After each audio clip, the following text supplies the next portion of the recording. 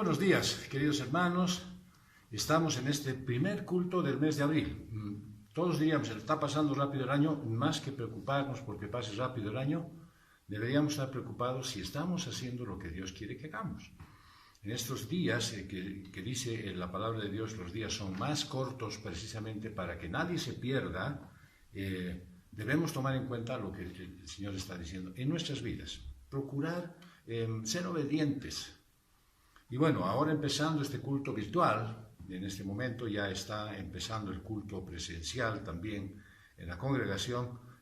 Simplemente quiero darte la bienvenida y decir que anhela mi corazón que volvamos algún día, algún rato, algún momento ya a congregarnos presencialmente todos. Pero mantendremos el culto virtual muy probablemente transmitiendo en vivo, para que tú que vives de repente en una ciudad distinta a La Paz o estás en un lugar un poco alejado o las dificultades personales te lo impiden estar en el culto presencial, pues tengamos siempre el culto virtual para estar contigo y estar congregados en el mismo horario. Después de haber tenido la lectura bíblica que nos ha dado referencia de algo que es de lo que vamos a hablar ahora y lo referente a la predicación de esta mañana, pues nos hace ver que toda nuestra vida es un viaje. Empezamos de niños y empieza nuestra aventura de viaje de esta vida y concluye pues en un viaje a la eternidad. Tampoco nos quedamos aquí en una fosa de tierra o de cemento en algunos casos. Empieza nuestro viaje a la eternidad. Ahora, ¿a cuál eternidad irán? Algunos irán a la presencia del Señor y estarán con gozo ahí eterno. Y algunos irán a la presencia del enemigo de Dios, alejados de la presencia de Dios para siempre. Y eso es algo que a todos nos debería afligir si vemos personas conocidas, parientes, amigos que no quieren escuchar del Señor. Que no sea tu testimonio lo que los vacune, que sea más bien tu testimonio lo que los acerque.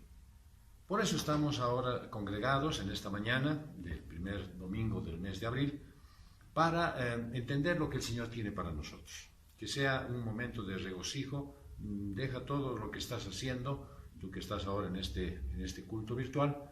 No te entretengas con nada, no pienses que puedes hacer dos cosas a la vez. Y espera en paz lo que el Señor te puede decir hoy. Que seguro que lo va a hacer, solamente tienes que estar con oído atento. ¿Cuánta cantidad de viajeros pierden el vuelo, pierden la flota, pierden el tren? Y es porque no están a tiempo, ahí donde deberían estar, en el aeropuerto, en la terminal, en la estación. ¿Cuántos se perderán ese viaje final hacia el paraíso por no tener fe? ¿Cuántos se perderán ese viaje hermoso cuando el Señor venga y desde la nube nos llame y todos los que hemos creído en Él vayamos? ¿Cuántos no estarán y estarán mirando qué ha pasado? ¿Por qué ahora ya no está mi tía? ¿Por qué no encuentro a mi vecina? ¿Y qué pasó con mis otros parientes? ¿Qué pasó con mis compañeros de trabajo que no han venido hoy? Si él tiene por lo menos un poco de recuerdo de lo que le dijeron esas personas a quienes está extrañando, se acordará de que alguna vez le hablaron de Jesucristo. Espero que así sea. Y que no diga, ya, bueno, se habrán perdido, como muchos se pierden.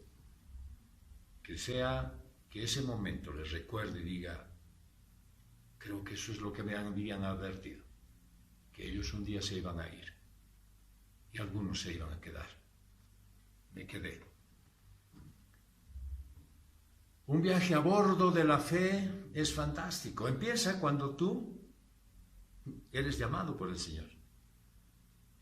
Pero está llena de peligros, de aventuras y también de muchos momentos de alegría, lleno de acciones de gracias a Dios y también muchos momentos en los que te obliga a estar de rodillas delante de Él para suplicarle.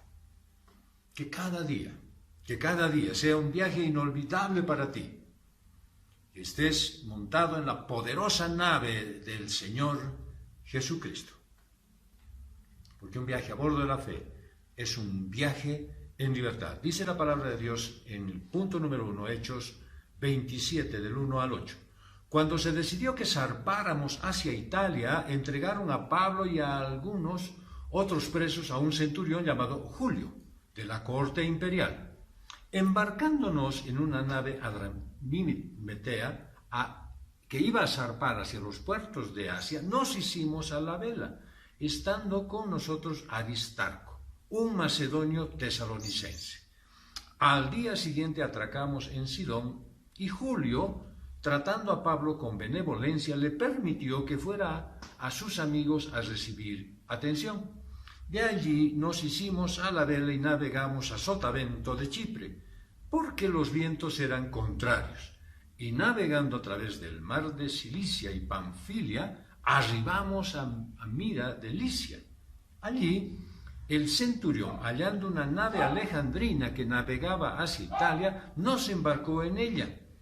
Después de navegar lentamente durante muchos días y arribando con trabajo frente a Nido, pues el viento no nos permitía avanzar, navegamos a Sotavento de Creta hacia Salmón y costeándola con dificultad, arribamos a cierto lugar llamado Buenos Puertos, cerca del cual está la ciudad de Lasea.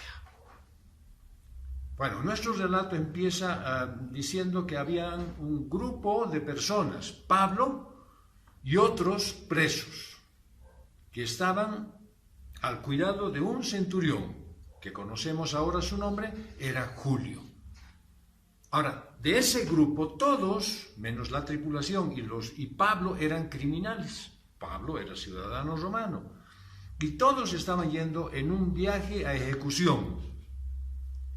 Muchos tendrían como destino final ser gladiadores, pero otros también, pues inevitablemente serían la comida de las fieras. Había un gran flujo de seres humanos por el imperio para suplir esas necesidades de ese nefasto espectáculo que era el Coliseo romano. Todos conocemos lo que eso significaba. Gente que entraba a pelear en vivo y que en algunos casos enfrentaba fieras, se enfrentaban entre ellos, pero habían muertos por doquier. Y para eso necesitaban gente. Bueno, aquí andaban unos cuantos criminales, ¿no es cierto?, llevándolos para poder suplir esa carencia. Entonces te darás cuenta que estos no eran unos hombres que estaban yendo felices, tomando sol en la cubierta del barco, sino eran hombres desesperados, porque no sabían lo que les iba a esperar allá. Si eran poco débiles, ya sabían que los iban a mandar a los leones. Y si eran, fornidos, sin duda, y si sabían pelear, pues todavía podrían luchar por su vida. Pero más que todo eso que estaba bordeando en su cabeza, había algo aquí. Era una gran oportunidad para Pablo de traer ese mensaje de esperanza a esa clase de hombres. ¿Qué es lo que dice el Evangelio? Que Jesús vino para dar libertad a los oprimidos. Estos hombres tendrían la oportunidad de tener libertad espiritual, serían libres de sus pecados y de su culpa. Jesús vino para dar libertad a los oprimidos, y los que están oprimidos y maltratados y golpeados por el enemigo son los que necesitan de Jesús. Todos los que están esclavizados bajo la potestad de Satanás encuentran libertad al venir a los pies de Jesús. Esa palabra oprimido significa literalmente golpeado a través de, desmenuzado, roto en pedazos, quebrantado de corazón y de cuerpo. Es un estado de gran dolor y sufrimiento, una situación donde las calamidades de la vida pues marcan su presencia. Los ataques del diablo pues dejan a una persona esclavizada y sin esperanza de ser libre por sus propios méritos y esfuerzos. ¿Cuántos hay que están luchando mucho tiempo, queriendo liberarse de la clase de vida que tienen y no pueden? La única manera es por medio del Evangelio, del poder del Espíritu Santo obrando, rompiendo las cadenas de la opresión. El Evangelio de Juan nos recuerda que la obra de Jesús era principalmente esa. Juan 8, 31 al 32. Decía entonces Jesús a los judíos que le habían creído: si vosotros permanecéis en mi palabra, sois verdaderamente mis discípulos, y conoceréis la verdad, y la verdad os hará libres. Si permaneces en Jesús, no es si abres la Biblia. Peor si te agarras esta expresión y dices, sí, entonces conozco la verdad y la verdad es que no tengo que mentir, la verdad es que no tengo que engañar a nadie y la verdad es que debo decir lo que es cierto. Y eso no es. La verdad es la palabra de Dios. Conocerás la verdad. La verdad está en la Biblia. La verdad es el mensaje de Jesucristo. Y cuando oyes la verdad, esa verdad te hace libre. Esa verdad te hace libre porque comprendes la obra de Jesucristo. Sabes para qué Él vino. Y Él vino para convertir tu vida. Él vino para sacarte de esa opresión y ponerte a su lado, para vivir una vida digna del llamado que Él ha hecho contigo. No que no va a haber dificultades, no va a haber enfermedades, va a haber enfermedades, pero tienes la posibilidad de ser liberado de todo esto, en tu corazón. Mira lo que el apóstol Pablo escribió en la segunda carta a los Corintios, en el capítulo 3, versos 16 al 17. Pero cuando alguno se convierte al Señor, el velo se va quitando, porque el Señor es espíritu, y donde está el espíritu del Señor hay libertad. Cuando uno se convierte, dice Pablo, no es cuando uno desea, quiere, levanta su mano en una congregación y dice, sí, yo quiero recibir a Cristo, hace una oración. No es en ese momento, sino es cuando se convierte. Y dice, cuando se convierte, el velo se va quitando. O sea, en realidad vas viendo ahora con claridad, antes veías difuso. Mismo Job, después de sufrir tanto, le dice al Señor, yo de oídas te había conocido. Ahora sí, mis ojos te ven, el velo ha sido retirado. Ha ingresado en mí el Espíritu Santo. Y dice, donde está el Espíritu del Señor, hay libertad. Es decir, donde anida el Espíritu Santo, ya no hay forma de ser esclavo del pecado. Ya no hay forma de vivir en esclavitud. No tienes que vivir ya en opresión y derrota. Eres libre en Cristo por el poder del Espíritu Santo. Pues ve en libertad y proclama la libertad a todos los que están en opresión en este mundo. No hay lazo que el enemigo haga y que el Espíritu Santo no lo logre romper. Es tiempo de proclamar libertad, anunciar las buenas nuevas. Los oprimidos pueden ser libres por el poder del Espíritu Santo. Yo creo que tú puedes en tu casa decir amén. Julio, yendo al relato del viaje de Pablo, era un centurión al que Pablo alcanzó con el Evangelio. Ahí lo tienes tratándolo a Pablo con cuidado distinto, diferente. El barco navegó a Sidón. Y ahí Pablo tuvo la oportunidad, precisamente proporcionada por el centurión, de encontrarse con algunos amigos cristianos y pudo ser atendido por ellos. A pesar de ese carácter que tenía Pablo, a pesar de su condición de relación con Dios, necesitaba compañerismo y alivio de otros cristianos. ¿Tú crees que tú no necesitas? ¿Tú crees que estás bien como estás? Y bueno, me he alejado de la iglesia un poco, no me preocupa eso. Finalmente escucho el culto en el audio al rato que puedo, pongo en mi auto cuando estoy manejando. No necesitas ese alivio que ahora, en este momento, estamos teniendo en la congregación. De ver, hermanos, saber que se han recuperado de alguna enfermedad, saber que tenían dificultades y ahora están aquí otra vez.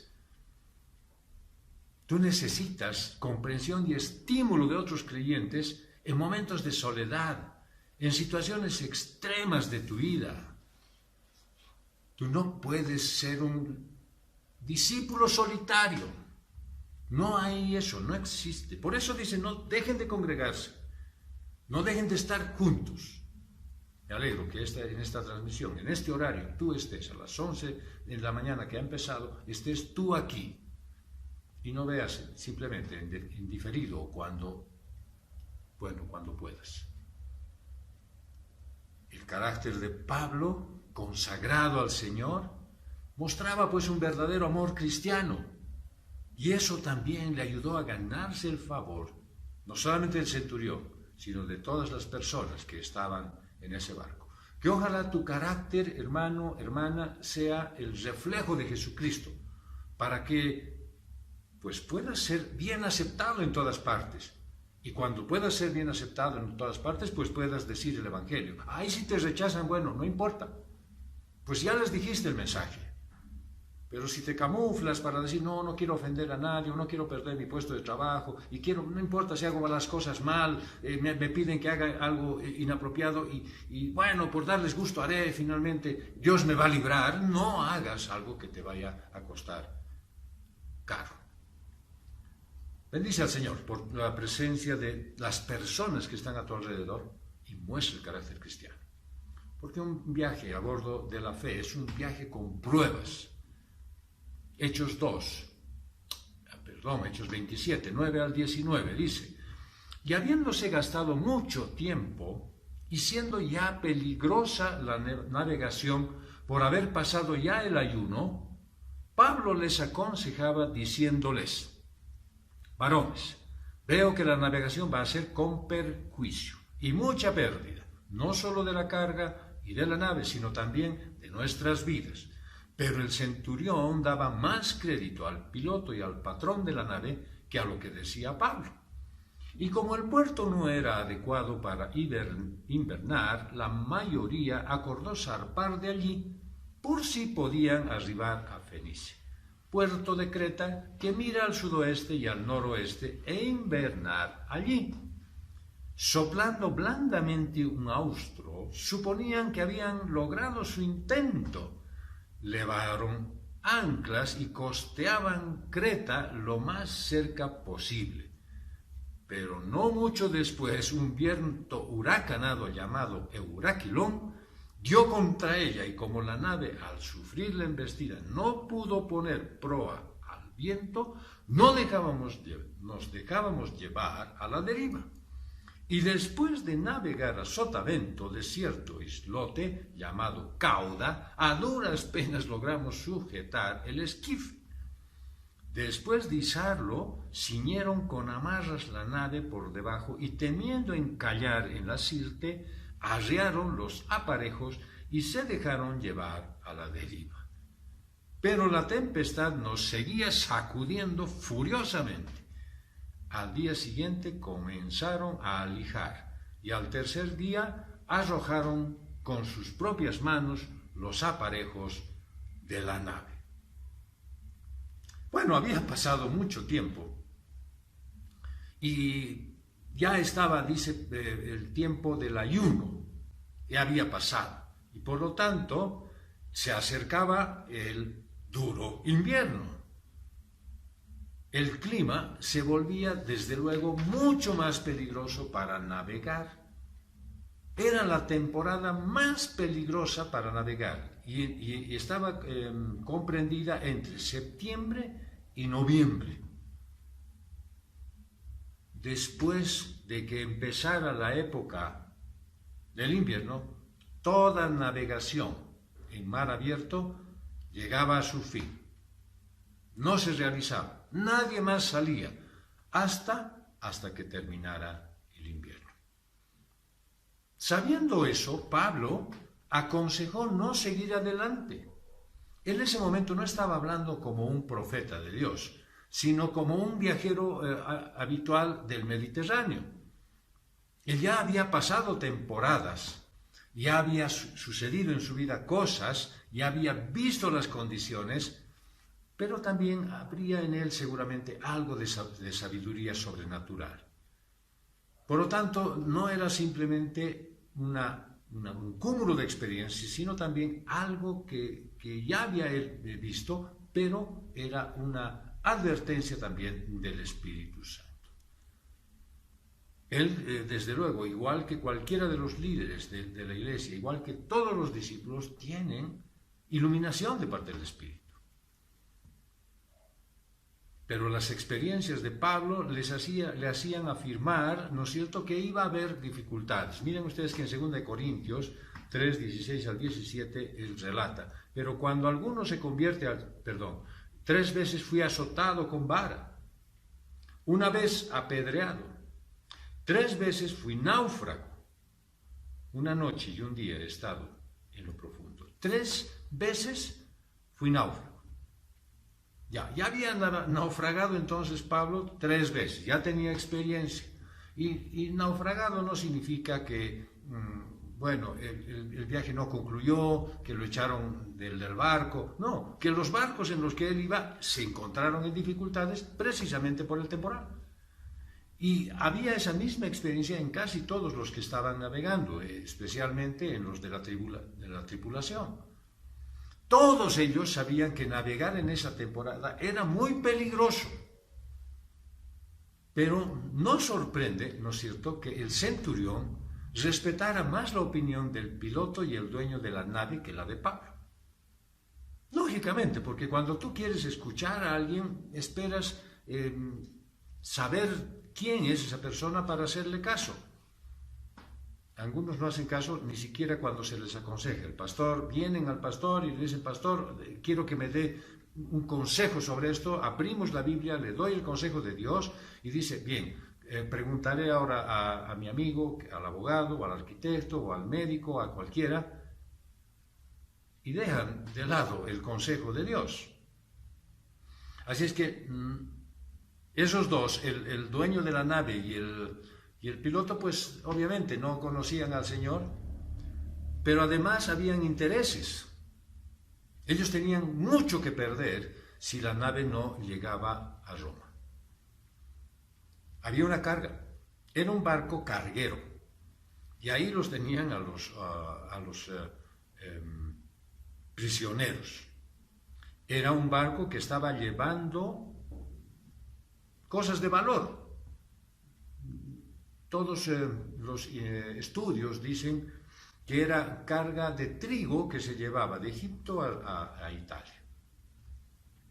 Así es que era alimento y por lo tanto pues iba a tener un valor eso.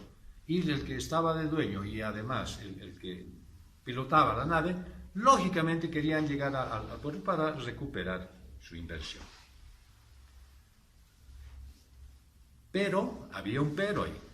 Donde estaba el lugar que se llama Buenos Puertos, no era el lugar ideal para esperar hasta la próxima temporada invernal. Ese lugar, Buenos Puertos, tenía una posición en la bahía que lo hacía vulnerable a los vientos y a las tormentas de invierno. Así es que invierno y encima un temporal mal constante ahí, pues era seguramente una mala idea estar allí. Obviamente no era un lugar divertido para pasar el invierno y la tripulación, pues no quería pasar meses en un pueblo pequeño. ¿Y qué entonces lograron hacer? Lo que siempre se quiere hacer cuando uno está buscando hallar una mejor solución. Pusieron en opinión de todos y votaron. Vinieron con la decisión de todos, que cada uno diera su opinión, y votó la tripulación. Y decidieron, por mayoría, navegar hasta el puerto de Fenice. No les pareció mal a ellos, seguramente después de una discusión, después de algunos alegatos, no les pareció mal ir y salvarse de un invierno miserable en Buenos Puertos. Eso nos demuestra una sola cosa, que estaban confiando en sí mismos. Bueno, eso es parte de lo que hace la gente del mundo. Pero qué pena que hay cristianos que siguen confiando en sí mismos. No, yo voy a hacer esto, yo voy a estar aquí, yo voy a ir allá. Y dice Santiago, si ni siquiera saben lo que es el día de mañana. Y están haciendo planes y forman cosas y especulan y reniegan y no sale. ¿Por qué? Porque están confiando en sí mismos. Durante todo ese viaje, el capitán, los soldados, los marineros, pues dependieron solo de especulación humana. Sin embargo, fallaron al no considerar el sabio consejo de Pablo. que terminó siendo profético. ¿Por qué? Porque Pablo dependía de Dios. No había confusión en la vida de Pablo. Él primero buscaba el consejo divino, él acudía a Dios en oración, él no tenía incertidumbre ni frustración. ¿Por qué? Porque siempre estaba buscando estar en la voluntad de Dios. Pablo vivió en contacto con Dios todo el tiempo. Escribió en la carta a los Romanos, en el capítulo 4, versos 20 al 21, sino que mirando la promesa de Dios, no vaciló con incredulidad y fue fortalecido en la fe, dando gloria a Dios, plenamente convencido de que el que había prometido era también poderoso para hacerlo. Pablo nos está diciendo en 4 expresiones, ¿no es cierto?, que la incredulidad es fortalecida por la fe cuando uno cree y le da la gloria a Dios. Y entonces viene convicción absoluta que el que ha prometido, Dios, es capaz de hacerlo posible. Bien, tú puedes decir, el Señor me ha prometido que voy a tener esta posibilidad, voy a acceder a esta alternativa. El Señor me ha prometido esto también, y está en su palabra lo que te ha prometido. Por lo tanto, tú, igual que Pablo nos dice a través de la carta a los Romanos, pues tienes que estar seguro de que si Él ha prometido, lo va a hacer. Deberías tomar en cuenta que la vida es como el mar, y tu vida es como un bote pequeño, y con él puedes navegar según las suposiciones humanas. Entonces, ¿cuál es la consecuencia? Te quedas a expensas de cualquier tempestad que se presente. Y no te olvides que tu vida es un bote pequeño, no es un barco transatlántico. La tragedia es que en medio de la confusión, de este caos mundial y la oscuridad en la que vive la humanidad, la mayoría conduce su bote guiándose por especulaciones, es decir, por criterios humanos. ¿Por qué son especulaciones? Porque ni siquiera los científicos pueden acertar, pero al 100% lo que dicen. La pandemia, el clima, son ejemplos para que podamos ver. No despreciamos la labor de los científicos, pero no podemos confiar a fe ciega en ellos. No podemos ni echarles la culpa, ni darles totalmente el mérito. El mérito solo es del Señor. Lo que ellos acierten es porque Dios lo quiere. Así que, si tú sigues en tu bote, tienes la posibilidad de encontrarte con durísimas tempestades que te van a hacer pasar un malísimo momento. Hay, y lo vemos todo el tiempo, miles de diferentes planes humanos para construir un mundo mejor. ¿Y cuánto de resultado vemos? Nada. ¿Cuánta gente está preocupada en tener cosas, prepararse, entrarse a búnkers, acumular alimentos, lo que sea, medicinas, si viene una quinta ola, me voy a poner otra vez barbijos, medicinas, medicamentos, dióxidos, todo lo que quieran, y no saben en realidad si van a llegar a esa quinta ola. Pablo decía que todas esas cosas, cuanto uno le presta tanta atención, pues no valen nada. Eso lo dice en Filipenses 3:8. Dice, pero cuantas cosas que eran para mí ganancias, las he estimado como pérdida por amor al Mesías. Quiere decir que a todo lo que él le daba importancia antes, a todo lo que él lo consideraba como muy valioso, ahora él dice, no vale nada, considerando que ahora sí sé que Dios es el que hace todo. Por lo tanto, ¿por qué voy a estar metido en lograr lo que yo quiero? Debería estar embalado en lograr lo que Dios quiere para mí. El mundo intenta, los científicos, los investigadores, y todos intentan muchas cosas, pero donde quiera que miras hay fracasos. Vamos a cuidar el agua y no se puede, y que vamos a hacer esto y no hay caso, y que vamos a barrer la basura y tampoco se puede. ¿Sabes qué es lo que se necesita hoy? Hoy en día se necesitan hombres que teman a Dios, no que sepan ciencia y tecnología. Primero que teman a Dios y después con el conocimiento de ciencia y tecnología pues van a sacar adelante todo. Que tengan sabiduría para hacer la voluntad de Dios todo el tiempo. Se necesita hombres que verdaderamente dependan de Dios. Le escribió una carta a Timoteo, la segunda carta, Pablo, en el capítulo 1, verso 12, por causa de lo cual también padezco estas cosas. Él estaba padeciendo por haber predicado el Evangelio, pero no me avergüenzo, porque yo sé a quién he creído. Y he sido persuadido de que es poderoso para guardar mi depósito hasta aquel día. Yo sé en quién he creído, dice Pablo. Por lo tanto, todo esto que es una vorágine de cosas, de ideas y de conceptos, pues él dice eso para mí no es considerado porque yo sé en quién creo. Yo sé en quién he depositado toda mi confianza, lo dice Pablo. Volvemos al viaje y tuvieron entonces un buen comienzo en Creta.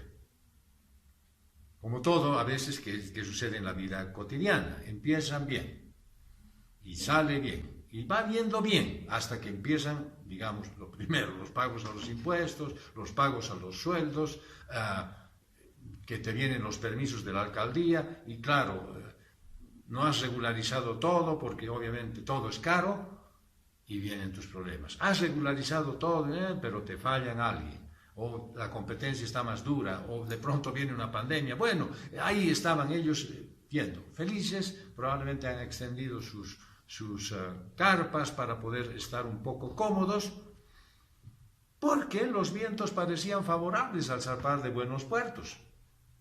Pero, no poco dice, pasando Creta, el temporal se volvió peligroso. Eso quiere decir que ya no podían volver, ya estaban en medio del agua. ¿Y quién les sale al encuentro?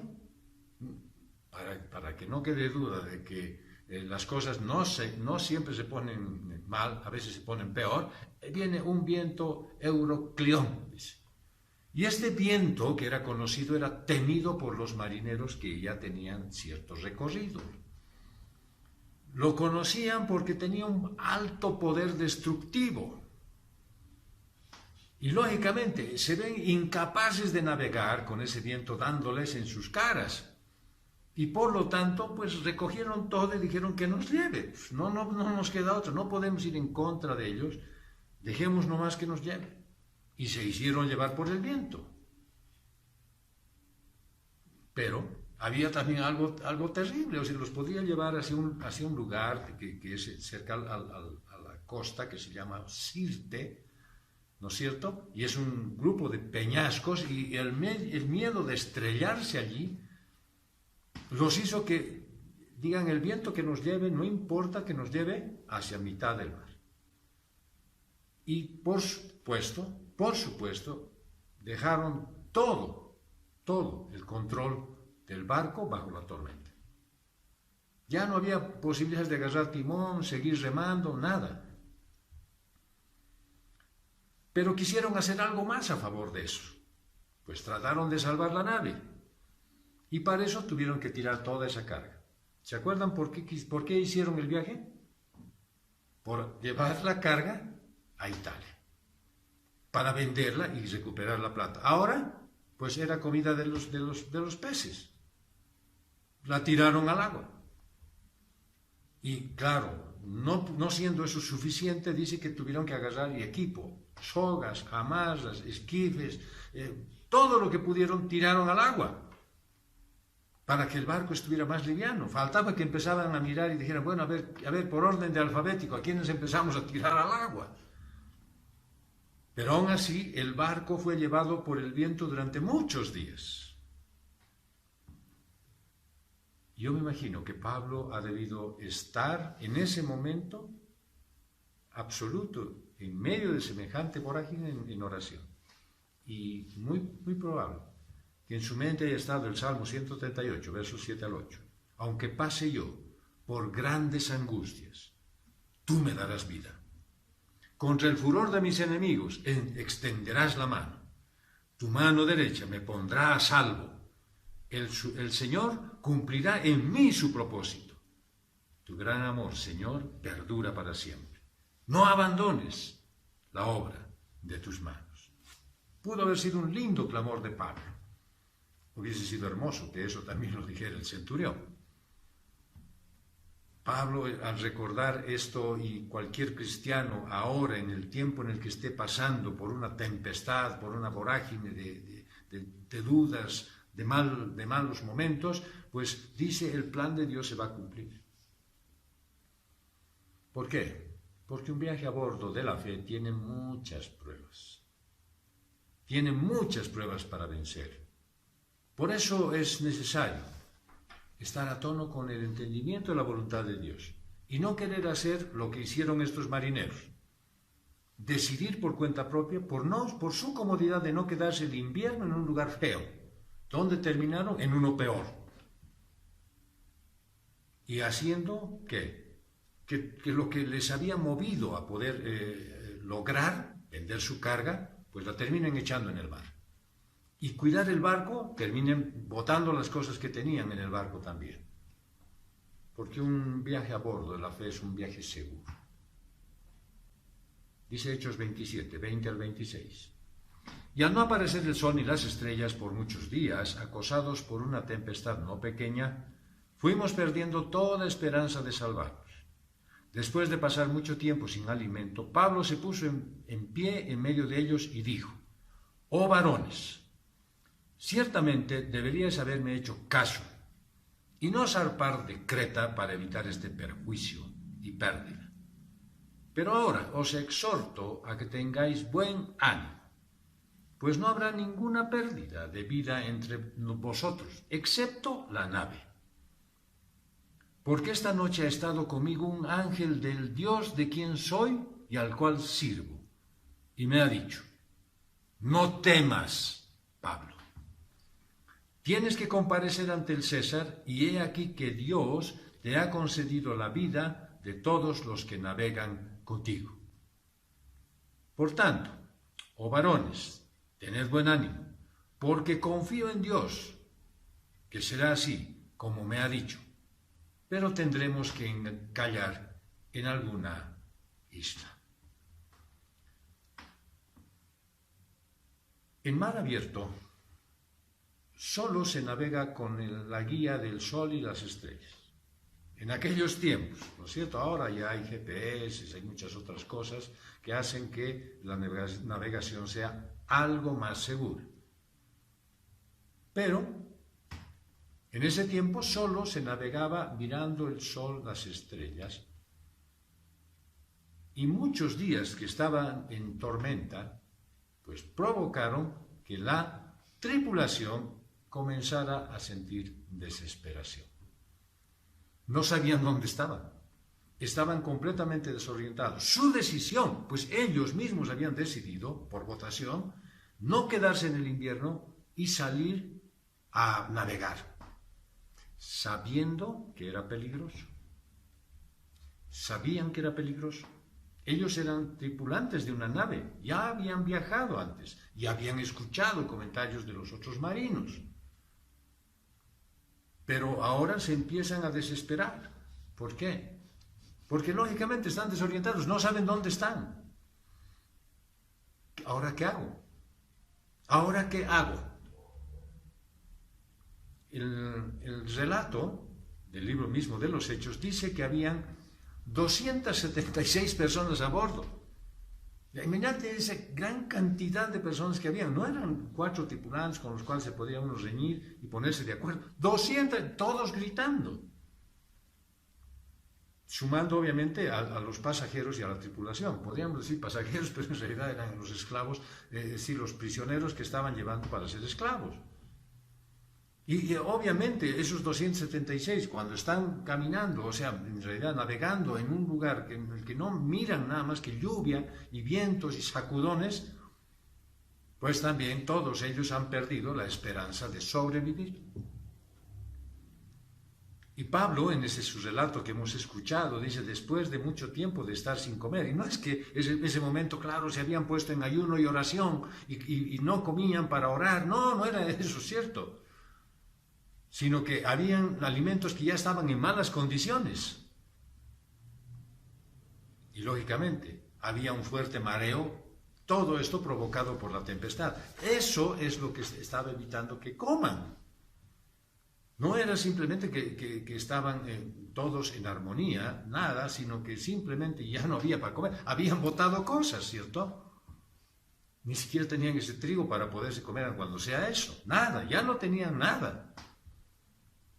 Ahora Pablo aparece, y en el mensaje lo hemos leído, ¿no es cierto? No se pudo resistir la tentación de decirles, se los dije.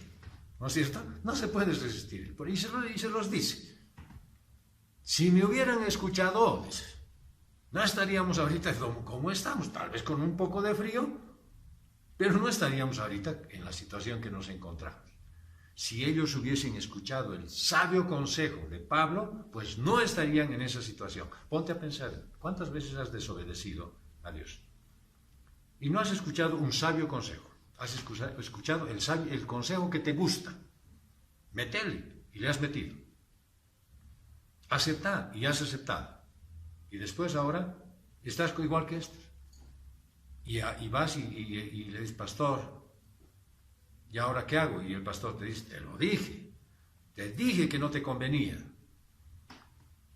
Ojalá hubieses consultado al pastor para que pueda tener la opción yo de decirte, te lo dije.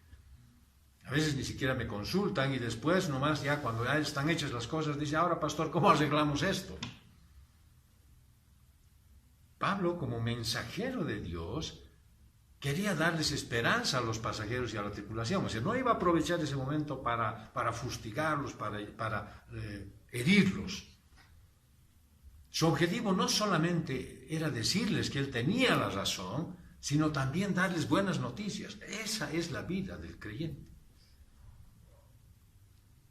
Si ves a alguien con alguna dificultad y te viene a hablar y te dice, me equivoqué finalmente, o me fue mal, o las circunstancias de la política, de la economía, o de lo que sea, me han puesto en la situación en la que estoy, pues no le digas solamente te lo dije, sino dile, vamos a orar, pediremos guía al Señor, yo sé que vas a salir de esto, porque Dios es bueno.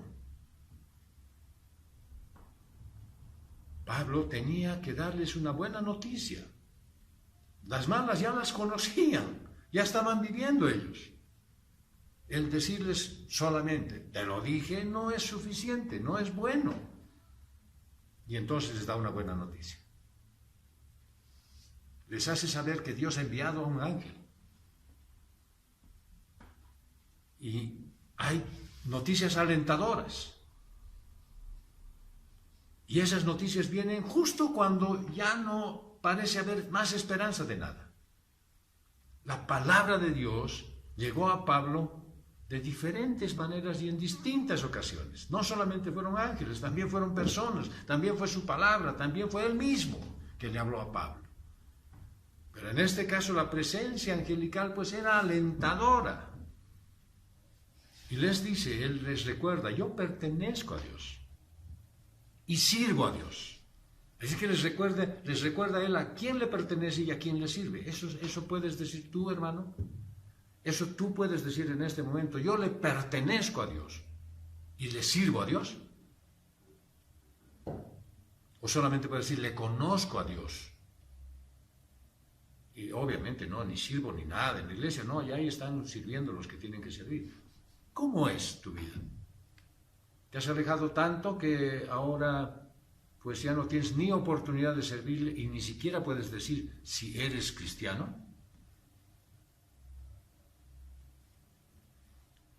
Dios nunca se olvida de aquellos que le pertenecen y le sirven. Eso quiero recordarte. Yo quiero recordarte que Él jamás dejó abandonado a nadie.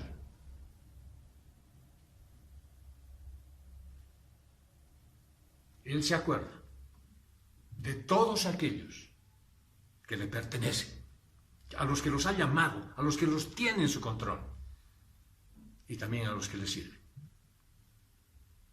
Y este mensaje es para ti. Isaías 41, del 10 al 13. Te dice así: así que no temas, porque yo estoy contigo. No te angusties, porque yo soy tu Dios. Te fortaleceré y te ayudaré. Te sostendré con mi diestra victoriosa. Todos los que se enardecen contra ti sin duda serán avergonzados y humillados. Los que se te oponen serán como nada, como si no existieran. Aunque busques a tus enemigos, no los encontrarás. Los que te hacen la guerra serán como nada, como si no existieran. Porque yo soy el Señor tu Dios, que sostiene tu mano derecha. Yo soy quien te dice: no temas, yo te ayudaré. Esa promesa de que no se perdería ninguna vida, pues era difícil de creerla en ese momento. Imagínense, ya había una pérdida financiera. Habían tirado ya la carga por la borda y la nave se estaba ya perdiendo. Ya habían despachado muchas cosas que eran parte de la nave. Y además Pablo les dice: la nave se va a perder. La nave no la vamos a poder salvar. Esto no significa que todo es fácil para los que pertenecen y sirven a Dios. No creas que porque Dios dice que Él sí está contigo, pues tu vida va a ser un manantial de vacaciones, un momento de total gozo y permanente alegría. No significa que no vas a tener dificultades, pero sí significa que el ojo atento de Dios y su cuidado están presentes contigo, incluso cuando hay un tiempo de calamidad.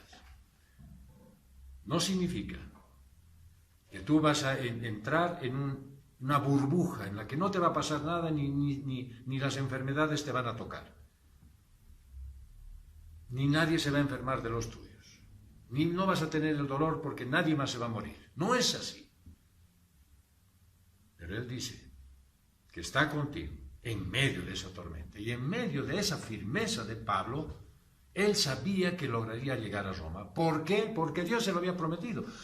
Hermanos, nosotros leemos la Biblia y vemos el desenlace de todo y claro, está bien, seguro. Ponte a pensar y ponte en el lugar de Pablo, en medio de la tormenta, con gente desesperada, 276 personas que hacían hasta bulto en el, agua, en el barco y hacían que entre agua, porque el tiempo era terrible. Tal vez ninguno de nosotros ha tenido esa experiencia, pero vemos en películas. Ponte a ver alguna película de esas y imagínate la situación en la que se encontraba Pablo. Y de pronto viene el mensaje de Dios y le dice: vas a llegar a Roma. ¿Cómo voy a llegar a Roma si este barco está a punto de hundirse? ¿No es así como tú te ves en tu situación? Cuando viene un problema durísimo, cuando viene una situación difícil, cuando aparece una enfermedad que no la pueden manejar, ¿no te pasa eso a ti? Que dices: sí, Dios, tú me has prometido, pero ¿y cómo? ¿Cómo lo vas a hacer? Yo no entiendo cómo vas a hacer. ¿Y quieres cuestionarlo? ¿Y quieres pedirle información? ¿Quieres que Él te ponga el futuro ya y tú veas lo que vas a hacer? No, el ángel le dice: Pablo, vas a llegar a Roma. Y él le cree. Él le cree. En medio de esa tormenta era fácil dudar. Era fácil dudar. Por eso Pablo necesita la seguridad. Y aparece el ángel. ¿Y qué es lo que él pone? Fe. Confía en Dios. En el libro de Génesis, del capítulo 15, verso 1, dice: después de estas cosas fue la palabra de Yahvé a Abraham en visión diciendo: no temas, Abraham, yo mismo soy tu escudo y gran galardón. Ahí lo tienen a Abraham en medio de una gran dificultad y de pronto Dios se le aparece. Ahí tienes a Pablo en una gran dificultad y de pronto el ángel se le aparece. Ahí estás tú en medio de una gran dificultad y abres la Biblia. y aparece la voz del Señor diciéndote, no temas, no temas. Pablo le había pedido a Dios por la vida de todos. Por eso el ángel le dice, bueno, por causa tuya estoy yo aquí.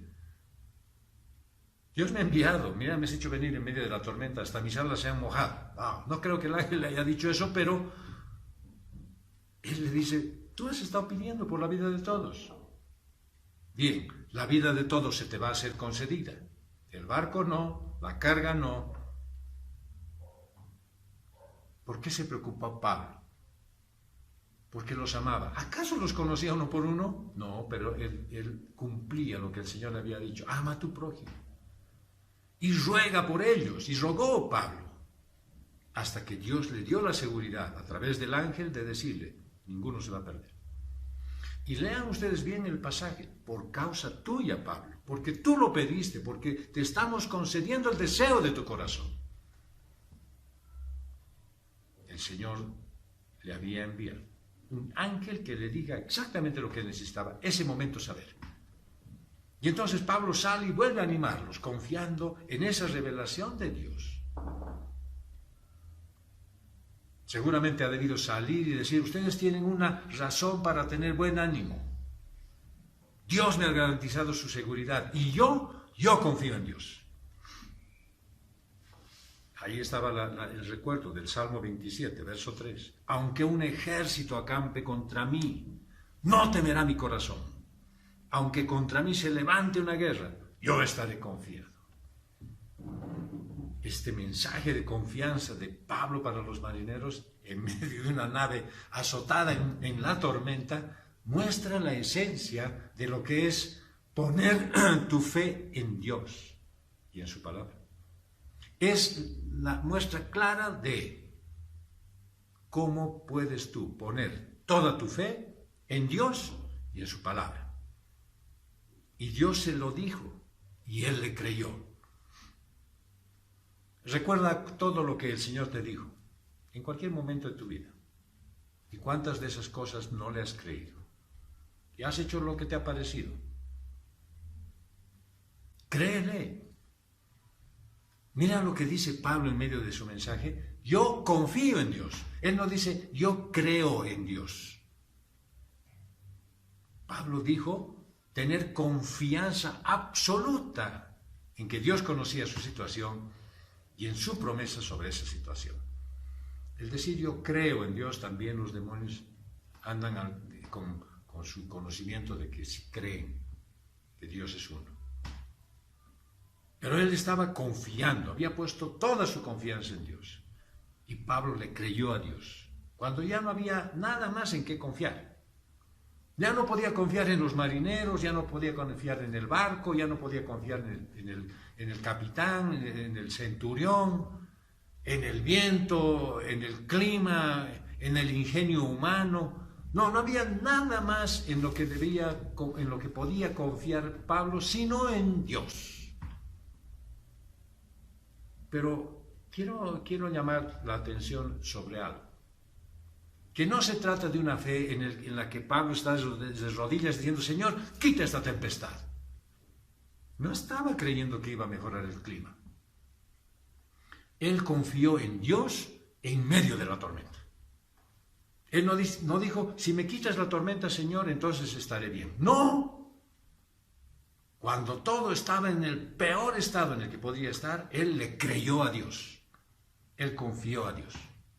Toda su vida. Todas sus decisiones. Todo su pensamiento. Ahí lo tienes a Job, en el capítulo 13, verso 15, diciendo, aunque me mate, Dios, yo en él confío, con tal de defenderme ante él. La tormenta y el peligro eran reales, pero Dios era más real para Pablo y en este caso para Job. Eran más reales la presencia de Dios en la vida de estos dos hombres que las terribles circunstancias por las que estaban atravesando. Estaban atravesando circunstancias. No era un peligro que podía venir.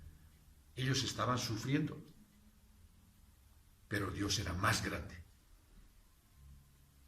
Y Pablo no se avergüenza en medio de esa tempestad, en medio de ese caos, decir, confío en Dios. No se avergüenza de decir que confiaba en Dios. Y Pablo serenamente les dice, todos vamos a naufragar.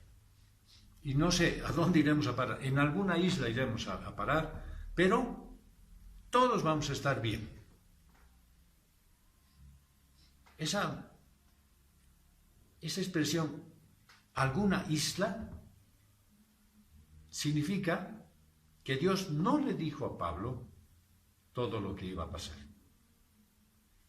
Claro, vos seguramente como yo en nuestra humanidad decimos, bueno, si ya está el ángel aquí y me dice, mira, la nave se va a perder, la carga se va a perder, pero ninguno va a morir, entonces yo lo hubiese agarrado y le hubiese dicho, ya, ahora dime dónde vamos a ir, qué va a pasar, cómo va a ser, dónde vamos a estar y cuál es el final de esta película. Pablo no le dijo eso. Y el ángel tampoco le dijo. No le dijo que vas a ir a parar a alguna isla. Y Pablo tuvo que confiar en que Dios sabía cuál era esa isla. Él sabía dónde iba a ir a parar. No importa que Pablo no lo supiera. El Salmo 9, verso 10 dice, en ti confío los que conocen tu nombre, porque tú, Señor, proteges a los que te buscan. Es fácil comprender que esta sea una palabra alentadora para los que estaban a bordo. Vean la confianza que tenía este hombre. Ya nos había dicho, no vayamos, va a haber problemas, y no le hemos hecho caso. Ahora nos dice, el ángel de Dios ha venido y me ha dicho que te vas a salvar. ¿Le vas a hacer caso? ¿Ahora le vas a hacer caso? Y claro, los marineros han debido decir, y los esclavos, es decir, todos los prisioneros, bueno, hagámosle caso de una vez. Debe ser cierto lo que él dice. No sé cómo, pero debe ser cierto. Eso es lo que estaban diciendo ellos, porque no conocían a Dios. Eran las únicas palabras animadoras y de esperanza en aquel horizonte negro. No había nada más. El capitán decía, estamos perdidos. El centurión dice, bueno, no sé, ahora vamos a ver qué podemos hacer. Ya estaba agarrando su espada. Ese testimonio del apóstol Pablo es extraordinario. Su confianza estaba depositada en Dios. Tened buen ánimo, les dice literalmente, porque yo confío en Dios que así será como Él me ha dicho. Mira el Salmo 4, en el verso 8. En paz me acostaré y asimismo dormiré. Porque solo tú, mi Dios, me haces vivir confiado. Esa era la idea y el pensamiento de Pablo cuando les estaba hablando. Vamos a concluir. Cuando viajas a bordo de la fe, bueno, con seguridad te vas a llevar contigo el mensaje de la libertad a esos cautivos del pecado. Vas a llevarles la palabra de Dios. Es el evangelio del arrepentimiento, lo único que le da esperanza al hombre pecador. La gracia se va a manifestar a través de ti. Pero no es un viaje de placer, no es un viaje con tiempo apacible, es un viaje en medio de la tormenta, con viento en contra. Es un viaje donde tienes que sujetarte fuerte de la mano de Jesús para no caer, ni ser vencido por la depresión ni la angustia.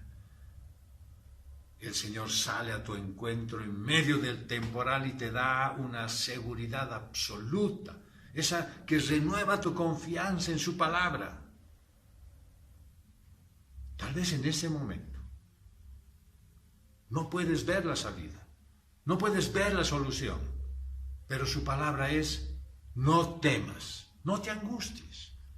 Tal vez sea tu momento, tal vez sea que este instante estás en esa situación, en medio de una tormenta. Confía en el Señor, Confía en Él ahora que estás atravesando por esa terrible prueba, ahora que estás sufriendo por esa enfermedad, ahora que tus planes se han hecho trizas. No temas, confía en Dios. Que el Señor te dé fortaleza para aferrarte más a Él y para superar este momento difícil en tu vida.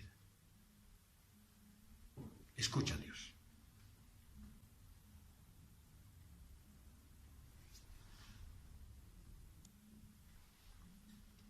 Este es el tiempo especial para los hijos de Dios, para aquellos que han entregado su vida al Señor, han reconocido, se han arrepentido y han entregado toda su vida al dominio del Señor Jesús. Ese es el tiempo en el cual tú puedes tener el recordatorio del sacrificio de Jesús, el único sacrificio valedero. Pero hay una condición y debería ser que tú estés en armonía con el Señor.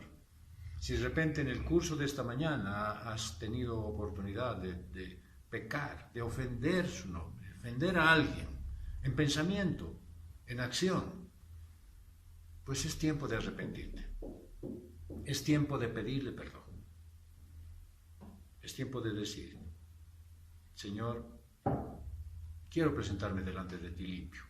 Y tal vez de repente tienes algún pecado escondido y el Señor te ha hecho dar cuenta de algo.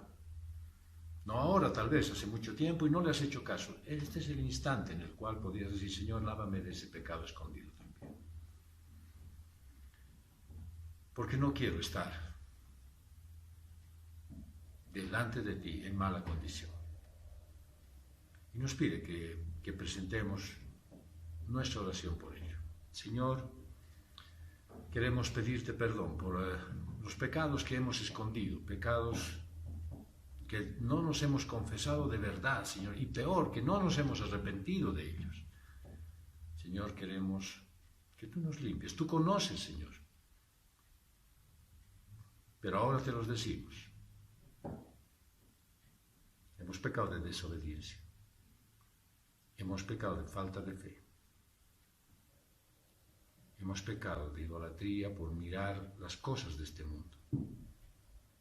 Hemos pecado de una confianza absoluta en nosotros y hemos adorado nuestro propio ser. Señor, te pedimos perdón. Te pedimos perdón, Señor, por no llevar una buena relación con nuestros familiares, con nuestros amigos, con nuestros compañeros de trabajo y aún con los vecinos y gente desconocida. Perdón porque nos dejamos llevar por el carácter. Perdón porque nos dejamos llevar por los impulsos de nuestro corazón engañoso. Gracias, Dios. Gracias, Padre, porque tú nos limpias. Gracias en el nombre de Jesús. Empezó este nuevo mes de abril y seguramente debes tener ilusiones, esperanzas y probablemente el mensaje de hoy te ha llamado a una reflexión. No dejes de hacerlo. Medita sobre esto. No es un mensaje preparado simplemente porque es domingo. Es algo para ti, para que tú entiendas lo que Dios quiere decirte. Y prepárate para los días de la semana, para estar en las reuniones del lunes, con los varones, desde la oración. El martes, en la reunión de las mujeres, desde la oración y en la noche, en el discipulado. El miércoles, en las reuniones de las células. El jueves, en el discipulado de santidad. No dejes que el tiempo se te pase. El sábado tienes la reunión de los jóvenes y prepara tu corazón para vivir el Evangelio durante toda esta semana, todo el mes. No dejes que nada te lleve por otro lugar. Que tu vida siempre esté sujeta a la voluntad de Dios. Y espero que la normalidad sea mucho más amplia a partir de estos días y que ojalá los anuncios de contagios pues no se lleven a cabo y podamos disfrutar de una normalidad mayor. Y que nos podamos ver. Yo estoy atento a tu llamado también, si tienes alguna cosa en la cual podamos conversar. Que Dios te bendiga, que tengas una preciosa semana, que Dios te bendiga grandemente y que conceda los deseos de tu corazón y hagas resplandecer su rostro sobre ti. Ya nos estamos viendo. Hasta pronto.